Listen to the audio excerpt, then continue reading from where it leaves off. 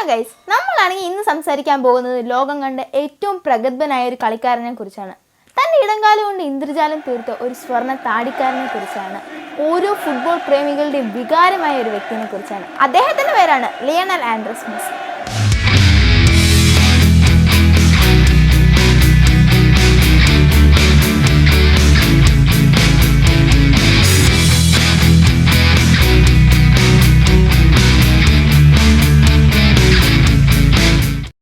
അർജന്റീനയിലെ ചെഗ്വേരയുടെ നാടായ റൊസാരിയിൽ 1987 ജൂൺ 24 ഒരു ദരിദ്ര കുടുംബത്തിലെ 4 കുട്ടികളിലെ മൂന്നാമത്തെ കുട്ടിയായിട്ടാണ് മെസ്സി ജനിക്കുന്നത്.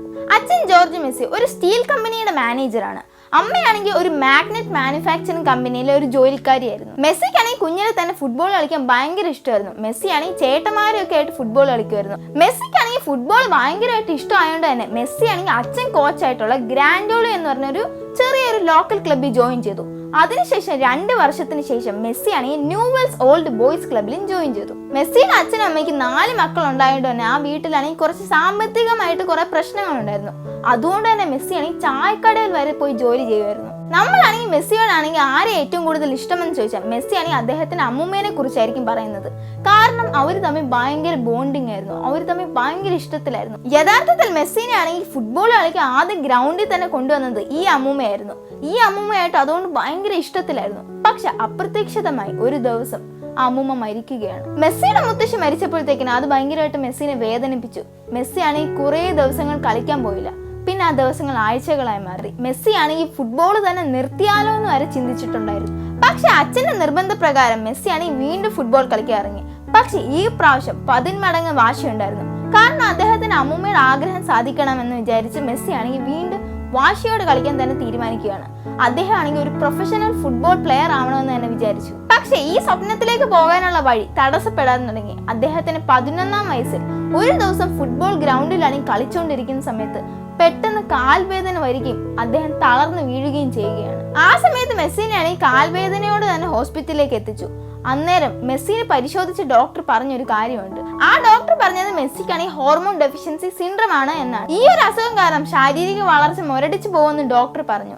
അതുമല്ലാതെ ക്ഷീണവും കാണുമെന്ന് ഡോക്ടർ പറഞ്ഞു. ഈ ഒരു അസുഖത്തിന് പ്രതിവിധിയായിട്ട് ഒരു സ്പെഷ്യൽ തെറാപ്പി തന്നെ ചെയ്യണം. പക്ഷെ അതിനാണെങ്കിൽ മാസം $900 ആയിരുന്നു ചെലവ്. പക്ഷെ ഇതൊന്നും ആ വീട്ടിന് താങ്ങാൻ സാധിക്കാത്തയായിരുന്നു. മെസ്സിക്കാണെങ്കിൽ ഇത്രയൊക്കെ പ്രശ്നം ഉണ്ടെന്ന് അറിഞ്ഞിട്ട് പോലും മെസ്സി ആണെങ്കിൽ തളർന്നില്ല. മെസ്സി വീണ്ടും കളിക്കാൻ തുടങ്ങി. ഈ ഒരു അസുഖം കാരണം ആ ടീമിലെ ഏറ്റവും ഹൈറ്റ് കുറവ് മെസ്സിക്കായിരുന്നു. ഹൈറ്റ് കുറവാണെങ്കിൽ പോലും മെസ്സി ആണെങ്കിൽ വീണ്ടും കളിക്കാൻ തുടങ്ങി. അങ്ങനെ പതുക്കെ ആളുകളുടെ ശ്രദ്ധയിൽ മെസ്സി വന്നു. ഒരു ദിവസം ആണെങ്കിൽ റിവർ പ്ലേറ്റ് എന്ന് പറഞ്ഞ ഒരു ഫുട്ബോൾ ക്ലബ്ബ് ആണെങ്കിൽ മെസ്സിയുടെ കളിയൊക്കെ കണ്ടുവന്നു. പക്ഷെ മെസ്സിയുടെ ഹെൽത്ത് പ്രോബ്ലം അറിഞ്ഞപ്പോൾ തന്നെ അവർ റിജക്ട് ചെയ്തു. പിന്നീടാണെങ്കിൽ മെസ്സിയുടെ 13ാമത്തെ വയസ്സിലാണെങ്കിൽ ബാഴ്സലോണയുടെ കോച്ചായ ചാൾസ് റെക്ഷിക്ക് കാണാൻ വരികയാണ്. ചാൾസ് റെക്ഷിക്കിന്റെ കൂടെ കുറെ ആളുകളും ഉണ്ടായിരുന്നു. ചാൾസ് റെക്ഷിക്കാണെങ്കിൽ മെസ്സിയുടെ പ്രകടനം കണ്ടപ്പോൾ തന്നെ ടീമിലേക്ക് എടുക്കാൻ തീരുമാനിച്ചു. പക്ഷെ മറ്റുള്ള കൂടെയുള്ള ആളുകൾക്കൊന്നും മെസ്സിയിൽ വലിയ താല്പര്യമില്ല. അതുകൊണ്ട് അപ്പോൾ തന്നെ അത് റിജക്ട് ചെയ്തു. പിന്നീട് 2 മാസത്തിന് ശേഷം ചാൾസ് റെക്ഷിക്കാണെങ്കിൽ വീണ്ടും കാണാമെന്നു മെസ്സിയുടെ പേരൻസിനെ. അവിടെ വെച്ചാണെങ്കിൽ മെസ്സിയുടെ പേരൻസിനെ കൊണ്ട് ഒരു എഗ്രിമെന്റിൽ സൈൻ ചെയ്യിപ്പിച്ചു.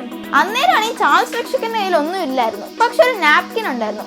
അതിലാണ് മെസ്സിയുടെ പേരൻസിനെ കൊണ്ട് സൈൻ ചെയ്യിപ്പിച്ചത്. ഇപ്പോഴും ആ നാപ്കിൻ ആണെങ്കിൽ അതേപോലെ തന്നെ മെസ്സിയുടെ ലോയറിന്റെ ഓഫീസിൽ സൂക്ഷിച്ചു വെച്ചിട്ടുണ്ടെന്നൊക്കെയാണ് പറയുന്നത്. ഈ ഒരു എഗ്രിമെന്റിൽ സൈൻ ചെയ്തതിലൂടെ മെസ്സിനെ ആണെങ്കിൽ ആ ടീമിലേക്ക് എടുത്തു. ടീമിലേക്ക് എടുക്കുക മാത്രമല്ല, മെസ്സിയുടെ ആരോഗ്യപരമായിട്ടുള്ള എല്ലാ പ്രോബ്ലത്തിനുള്ള പൈസ കൊടുക്കാമെന്നും പറഞ്ഞു. പക്ഷേ ഒരു കണ്ടീഷൻ ഉണ്ടായിരുന്നു. സ്വന്തം നാടായ അർജന്റീന വിട്ടാണെങ്കിൽ സ്പെയിനിൽ വേണം കളിക്കാൻ വരണം എന്നതായിരുന്നു ആ കണ്ടീഷൻ.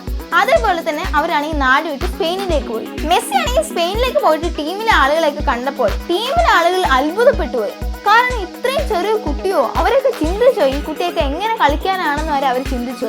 ആദ്യത്തെ കളി കണ്ടപ്പോൾ അവർ വീണ്ടും അത്ഭുതപ്പെട്ടു. പക്ഷെ ഇതാണെങ്കിൽ മെസ്സി അടിക്കുന്ന ഗോളുകൾ കണ്ടിട്ടായിരുന്നു. ഇതൊക്കെ കണ്ടുവന്ന കോച്ചിനും ആണെങ്കിൽ ഫുട്ബോൾ കളിക്കാനാണ് മെസ്സി ജനിച്ചതെന്ന് മനസ്സിലായി. മെസ്സി ആണെങ്കിൽ അദ്ദേഹത്തിന്റെ വേദനകളിലൊന്നും പകച്ചു നിൽക്കാൻ തയ്യാറായിരുന്നില്ല.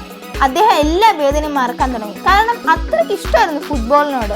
ആദ്യം ഒന്നും പൈസ മെസ്സി ആണെങ്കിൽ പോയില്ല. അദ്ദേഹത്തിന്റെ നാടിന്റെ വെള്ളയും നീലയും കുപ്പായം ഇട്ട് തന്നെ അദ്ദേഹത്തിന് കളിക്കണമായിരുന്നു. അങ്ങനെ കുറച്ചു കാലത്തിന് ശേഷം അദ്ദേഹത്തിനാണെങ്കിൽ അർജന്റീനയുടെ നാഷണൽ ടീമിലേക്ക് എടുത്തു.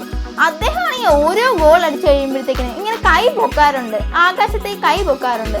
ഇതാണെങ്കിൽ മരിച്ചുപോയ അദ്ദേഹത്തിന്റെ അമ്മൂമ്മയ്ക്കാണെങ്കിൽ ഒരു ട്രിബ്യൂട്ട് ആയിട്ടാണ് അദ്ദേഹം കൊടുക്കുന്നത്. കുറച്ചു കാലത്തിന് ശേഷം അദ്ദേഹത്തിന്റെ ഈ കളിയൊക്കെ കാരണം പിന്നീട് വന്നത് മെസ്സിയുടെ ഒരു യുഗം തന്നെയായിരുന്നു. ഇന്ന് 10 ലാലിഗ ടൈറ്റിൽസും 7 കോപ്പ ഡെൽ റേ ടൈറ്റിൽസും 4 UEFA ചാമ്പ്യൻസ് ലീഗും അടങ്ങുന്ന 34ഓളം ട്രോഫീസിന്റെ ക്ലബ് റെക്കോർഡുള്ള 600 മില്യണോളം നെറ്റ്വർത്ത് ഉള്ള ഒരു വ്യക്തിയായി മാറി മെസ്സി. ഇനി ഏതൊരു ഫുട്ബോൾ പ്ലെയർ വന്നാലും ഫുട്ബോളിന്റെ മിശിഹായ മെസ്സിക്ക് തുല്യമായിട്ട് ആരും കാണത്തില്ല.